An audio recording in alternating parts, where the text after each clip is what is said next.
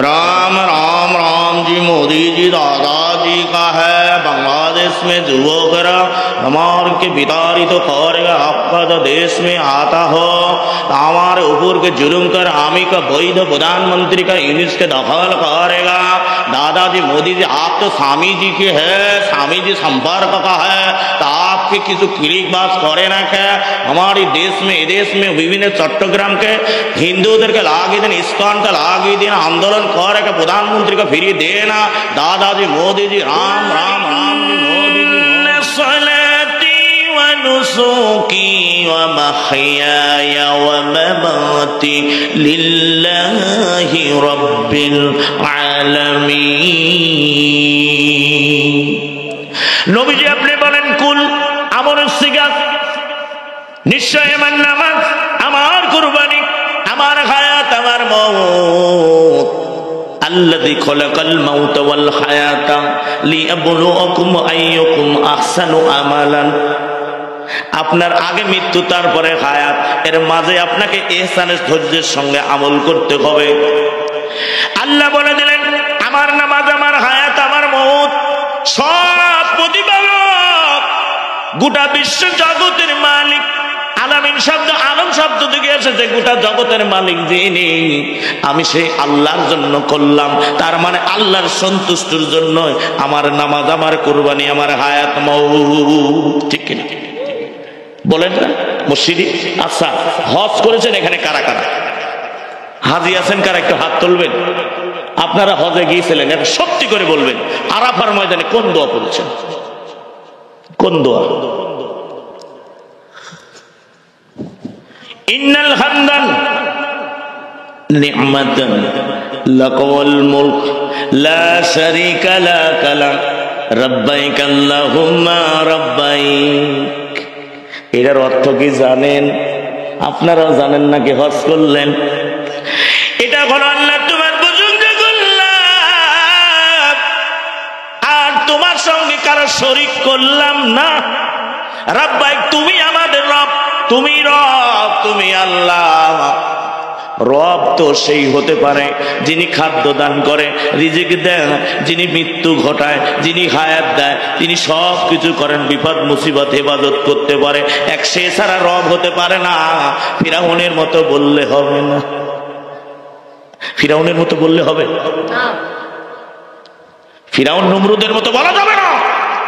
এই সাতটা রাজায় জেদ্দা এয়ারপোর্ট থেকে বাংলাদেশে জিয়া বিমানবন্দরে নামার পরে সুদের সঙ্গে জড়িত, ঘুষের সঙ্গে জড়িত, ভোট দরের সঙ্গে সঙ্গ দেয়, দেশের টাকা চুরি করে তাদের সঙ্গে সঙ্গ দেয়। তার মানে হজ করতে জানে ওই দেশে বেড়াইতে গেছিল।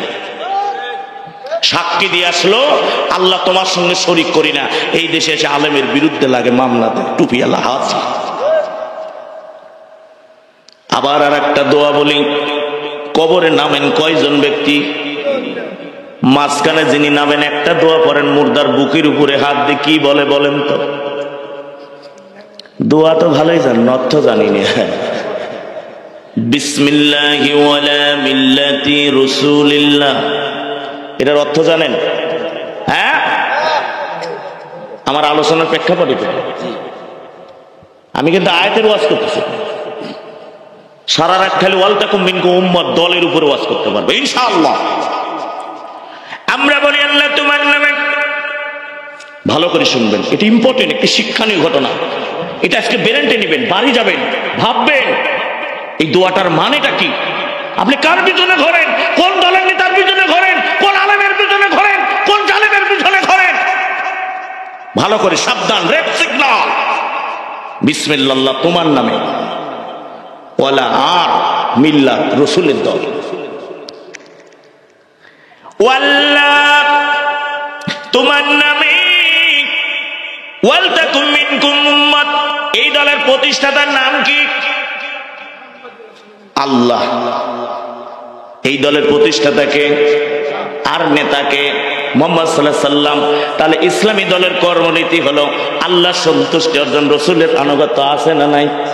তারপরে এবার আসেন মাঝখানের ডাসবে, এখন আসেন এই দল যারা করে, এবার বিসমিল্লাহ ওয়ালা মিল্লাতে রাসূলিল্লাহ তোমার নামে রাসূলের দলে ছিল, আবার কবরে রেখে গেলাম। সারা জীবন চুরি করে জনগণের মাল চুরি করেছে, আয়না ঘরে জীবন, আলেমদের জীবন করে ফাঁসির কাছে নিয়েছে। ও আল্লাহ দলের কর্মী হতে পারে না, ও হলো শয়তানের দলের কর্মী। কেমনে তার নামে দোয়া পড়েন? যে নামাজ পড়ে না, মসজিদের মাহফিল এই মসজিদে কোনোদিন আসে না, যাকাত দেয় না, হজ করে নাই, কিছুই করে নাই, আল্লাহর কোনো আইন মানে না, কি করে রসুলের দলের নেতা লোক হতে পারে? সম্ভব? সারা জীবন মিথ্যা কথা বলেছে, জনগণকে ধোঁকা দিয়েছে, জমি দখল করেছে। সেই ব্যক্তি মরে গেলে বলছে আর রসুলের দলের কর্মী ছিল। এই কথা নিজামি মুজাহিদের বেলায় প্রযোজ্য হয়, সুবহান মাওলানার বেলায় প্রযোজ্য হয়, আপনার বেলায় হয় না, কারণ তারা মজবুত ইমানের পরীক্ষা দিয়েছে। আর আপনি চুরি করেছেন, রাতের অন্ধকারে সেল ভোট চুরি করে ক্ষমতা দখল করেছিলেন। কি করে তুমি বলো মরে গেলে তো রসুলের দলের? তো রসুলের পন্থী, বিপরীত পন্থী ছিল। কথা কি বুঝতে পারছেন?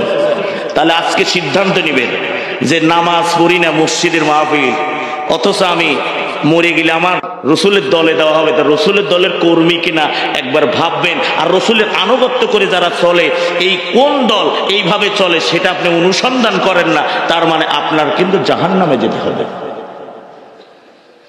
এখন আছেন আমার বন্ধুরা, দল এবার দুনিয়ায় চলে গেল, এবার কবরে চলে গেলেন। কবরে রেখে আসার পরে 40 কদম যে ব্যক্তি আসবেন, তার সামনে মাগরিব এবং আসরের সময় উপস্থিত হয়ে যাবে। এবার জিজ্ঞাসা করা হবে, দেখেন 3টা কর্মনীতি আমি বলেছি, ওয়ালতাকুম মিনকুম উম্মাত। এবার বলা হবে ওমা রব্বুকা ওমা দীনুকা ওমা নবিয়ুকা, আপনি দুনিয়ায় দল করেছেন কিনা, এবার আপনার পরীক্ষা হবে, আপনি কোন দলের কর্মী ছিলেন, এবার জিজ্ঞাসা করা হবে। ওমা রব্বুকা, বলো তো এই দলের প্রতিষ্ঠাতা কে? তিনি বলবে লা আদরি, কেন তো আল্লাহর আইন মানে নাই, ঠিক কিনা? এবার বলে ওমাদ দিনুকা, এই যে দলের মাঝখানে আছে মুনাফিকি বর্জন। ওমাদ দিনুকা, তুমি পূর্ব দিকে সূর্য পশ্চিমে ডুবে গেছে, ওই দিন মেনেছ। ওই দল কোন দল? দুনিয়ার যারা হলো আব্রাহা লিঙ্কনের দল, শয়তান, ওই দল মেনেছ। কোন দিন মেনেছ? তিনি তো দুনিয়ায় নামাজ পড়ে নাই, মসজিদ বানাইছেন 28 দিন, মসজিদে যায় নাই, জাকাত দেয় নাই, সুদ ঘুষ সব ছিল। ও তো আল্লাহর দলের কর্মী হলে, আল্লাহর দিন যদি ওই দলের হতো, রসুলের দলে থাকতো, তাহলে কিন্তু বলতো মান রাদিয়া বিল্লাহি রাব্বান ওয়া বিল ইসলামি দীনান। আমার ভাইরা, হাদিসে আমি বলেছি জাকাত মানে ঈমান, মান রাদিয়া বিল্লাহি রাব্বান ওয়া বিল ইসলামি দীনান। আমি মুহাম্মাদুর রাসূলুল্লাহ, ভালো করে মনোযোগ দিয়ে শুনে না, কেবলই তারাই তো ইমানের স্বাদ গ্রহণ করতে পেরেছে, যারা আল্লাহকে রব রসুলকে নেতা বলে মেনে নিয়েছে, তারাই কেবল ইমানের স্বাদ গ্রহণ করেছে, তাছাড়া কেউ করতে পারে না। ইমানদার যারা হয়েছে, নিজামী যখন ফাঁসির কাছতে যায়, পরিবার যখন এক জায়গা হলো, তখন একটা বাণী দিয়েছেন, এটা সংগ্রামে সোনার বাংলায় এসেছিল। তিনি বলেছিলেন, চশমাটা খুললে চোখের পানি ছেড়ে দিয়ে বললেন, প্রথমে একটা কথা আদেশ করার পর হাসি দিলেন একটা, বলছে তোমরা কোনো বিচলিত হও না, আমি হয়তো বাংলাদেশের ইসলামের আইন দেখে যেতে পারবো না, তবে আমার মৃত্যুর পরে, শাহাদতের পরে এই জমিনে বিজয় আসবে, তোমরা এটা সাক্ষী থাকো। আমি নিজে বলে গেলাম, আমার রক্ত জমিনে পড়লে এই জমিনে একদিন বিজয় আসবে, হয়তো আমি দেখতে পারবো না, তোমরা দেখে যেতে পারবা। সেদিন আসছে কি আসে না? আমরা বলছিলাম এত নেতা মরে গেল ফাঁসি দিয়ে, জেলখানা, আমাদের বিএমপি ভাই যারা আমাদের সহযোগী, তারা সবাই কত অত্যাচার। আমরা বলছি আর মনে হয় এই জালিম আর মনে হয় ক্ষমতা ছাড়ে না। আল্লাহ বলল না, ক্ষমতা ছাড়বে, বিজয় আসবে। আয়াতে বলছে এই সূরা, ওয়ালা তাহিনু ওয়ালা তাহজানু ওয়া আনতুমুল আ'লাউনা ইন কুনতুম মুমিনিন। তোমরা নিরাশ হয় না, তোমরা টেনশন করো না, তোমরা যদি মুমিন হয়ে যাও, আমি আল্লাহ অচিরেই তোমাদেরকে বিজয় দিয়া দিব। কথা বলেন ঠিক কিনা? মুমিন যারা হয়েছে, পরীক্ষা যারা দেয়, তাদের বিজয় আল্লাহ দিছে না? যাত্রাবাড়ির দিক থেকে আক্রমণ করলেন, ওয়া আরসালা আলাইহিম তায়রান আবাবিল, ঝাঁকে ঝাঁকে বাগানের কাবাঘরকে রক্ষা করার জন্য, আব্রাহাল হাত থেকে রক্ষা করার জন্য। এবার উত্তরের দিক থেকে যুবকেরা আবাবিলের মতো রওনা দিলেন। ঝাঁকে রওনা দিলেন। ছোট ছোট বাচ্চা যাদের বিবাহ করে নাই তারা বুক পেতে দেয় আবু সাঈদের মতো, বলে মারবি মার, এক আবু সাঈদ চলে যাবে, এক দফা এক দাবি, জালিম তুই কবে বিদায় নিবি? আর 9 দফা নাই, 9 দফা নাই, জীবন দিব, জালিম তোরে উৎখাত না করে এই জমিন থেকে পিছু পাও হব না, বাড়িতে আর ফিরে যাব না, প্রয়োজন হলে তোর দাদা শরীরের রক্ত দি শহীদ হয়ে যাব। মিরপুরের দিক থেকে রওনা দিলেন, গাবতলীর দিক থেকে রওনা দিলেন, আর জালিম টাইমে দিলেন না, তিনি উড়াল দি দাদা বাড়িতে চলে গেলেন। টাইম পাইছে, ওখানে যে আবার কি করছে জান নেই, যে রেল বন্ধ হলো না ওর সাইড, চট্টগ্রামে মারামারি, অমকের আন্দোলন, অমকের আদায়, এগুলা হচ্ছে কারা? ওরা লেরিয়ে দিচ্ছে। কি বলতেছে জানেন? রাম মন্দির করলো, বাবরি মসজিদ ভেঙে, ওই যে ওখানে বসে আছে, ওই দেশে যখন যায় কপালে তিলক দিত, এই দেশে আসলে আবার কোরআন শরীফের ছবি তুলে বলতো আমাদের নেত্রী প্রতিদিন কোরআন তেলাওয়াত করে তাহাজ্জুদ করে রাষ্ট্র চালায়। এখন দেখা যাচ্ছে নেত্রীর বাসায় ছেলে ফেলে ঢুকি করছে, দেখি তো কোরআন পাওয়া যায় কিনা, দেখি তো একটা জায় নামাজ পাওয়া যায় না, কিচ্ছু পাইনি, পাইছে কন্ডম আর হচ্ছে নাউজুবিল্লাহ। কোরআন শরীফ পাওয়া গেছিল,